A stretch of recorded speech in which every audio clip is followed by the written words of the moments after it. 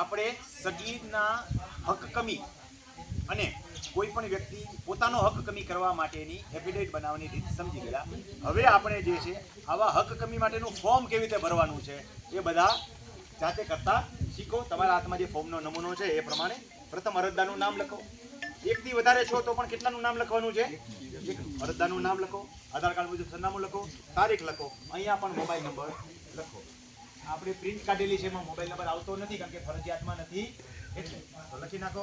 પ્રતિશ્રી મામલતદાર ઈ ધારા રાજકોટ, જામનગર, જુનાગઢ, પડદરી જે લાગુ પડતું હોય તે વિષય હકપત્ર કે નોંધ દાખલ કરવા અંગે. બાકી બધું છાપેલું જ છે. જય ભારત 7 અમુક ઉપરોક્ત જણાવેલ અરજદારની તાલુકો ખાલી જગ્યા, બરોબર છે, જિલ્લો ખાલી જગ્યા, પહેલા જિલ્લો પછી તાલુકો ખાલી જગ્યા, મોજે ખાલી જગ્યા. હવે ઉપર તમે લખી નાખ્યું, જિલ્લો નહીં લખો તો હાલશે, નહીં તો લખી શકો. મોજે ગામ ખાલી જગ્યાની નીચેની વિગતે ખેતીની જમીનમાં હકમાં ફેરફાર થતો હોય તે અંગે ગામ નમૂના નંબર 6 ના હકપત્ર કે ફેરફાર નોંધ દાખલ કરવા અમારી માંગણી છે. બરોબર છે, જેની વિગત નીચે મુજબ છે. હાલના ખાતેદારની વિગત તો ખાસ લખવી પડશે. 7 નંબરમાં નામ હશે તો કમી થશે ને, એટલે જેટલા છે એટલા ક્રમમાં લખી નાખો. મેં 5 ખાના પડ્યા છે, 7 હોય તો 7 ને 17 હોય તો 17 એ લખી નાખો તમે. બરોબર છે. પછી નામ, ખાતા નંબર. અહીંયા કોઈએ કોઈનું સંબંધ શું છે એ બતાવવાનો થતો નથી કારણ કે તમે અગાઉ બતાવી ચૂક્યા છો. પછી બ્લોક અને ક્ષેત્રફળ. ક્ષેત્રફળની વિસંગતતા ન કરતા એક જ જગ્યાએ લખજો ઉપર. બધાને ટાંકવા ન જતા ને ક્ષેત્રફળ સર્વે નંબર ને બ્લોક નંબર બદલે તો બીજો બતાવવાનો છે. એકી સાથે જાજા હોય તો બ્રેકેટ મારી જાજા લખી નાખજો. એટલે બધા એકી સાથે ઓછા વત્તા હક કમી કરવો હોય તો અલગ અલગ ભરજો. એકમાંથી એક કમી કરવો છે, એકમાં કરવો તો અલગ અલગ અરજી દેવી પડશે. ઉપરોક્ત નામ પૈકી હવે કોના કોના કમી કરવા છે? 3 નંબર અને 5 નંબર એમાં આપણે લખવું પડશે ને. તો જે જમીનમાં તેના હક હિસ્સા ઉઠાવી લીધેલ હોય તેના નામ હક પત્ર કે કમી કરવા વિનંતી. બરોબર, આ સાથે એફિડેવિટ રજૂ કરીએ છીએ ને આપણે, તો ક્રમ બતાવી દેવાનો. ઈ ક્રમ પાછું ઓમાં છે ને ઈ જોજો પાછા એફિડેવિટમાં, એમાં ક્રમ હોય ઈ જ ક્રમ અહીંયા લખજો.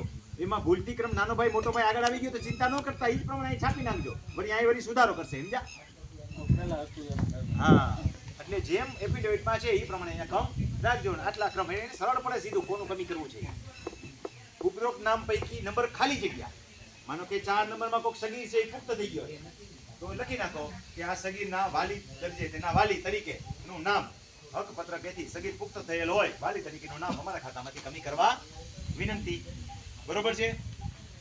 લાગુ ન પડતું એ છેકી નાખવું. એટલે માનો કે સગીર નથી લાગુ પડતું ત્યાં લીટો મારી દો.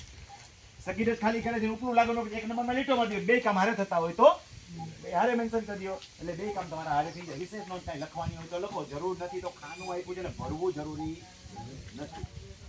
અરજી સાથે નીચે મુજબના આધાર રજૂ કરું છું. શું શું જોડવાનું છે ફરજિયાત? આ બધું સહી ને સાક્ષી. આમાં સાક્ષી નથી, સહી કરી નાખો. સાક્ષી તમે ઓલામાં કર્યા છે. પીડવા માટેની વિગતો. હક કમી હોય તો હક કમી અંગેનું થતું સોગંદનામું. બરોબર છે. અને મરણના કિસ્સા હોય તો ડેથ સર્ટિફિકેટ. મરણના કિસ્સાની અંદર હક કમીના વારસદારો ચડવા જોઈએ. બિનવારસી ગુજરી ગયા હોય તો જ હાલે, મિત્ર આ નોંધથી હાલે નહીં. ફરીવાર સમજી લેજો. બરોબર, બિનવારસી ગુજરી ગયા વાપરું છું. ગુમસુદા હાલે નહીં. ગુમસુદાનું FIR હોય તો હાલે, મિત્ર હાલે નહીં. રેડી? ગુમસુદાનું કાંઈ નહીં, નામ રદ ન કરીએ ગાય. લાંબો સમય થઈ ગયો હોય એને રિઝનેબલ પીરિયડ માનીએ ગાય કે હવે 40 વર્ષમાં ગુજરી ગયા હોય પછી ગુમસુદામાં 4 દી પછી ન હાલે કારણ સિવિલ કોર્ટનો ઓર્ડર લઈ આવવો પડે. પણ રિઝનેબલ પીરિયડ પછી હાલે કે હવે ન જીવતો હોય. બરોબર.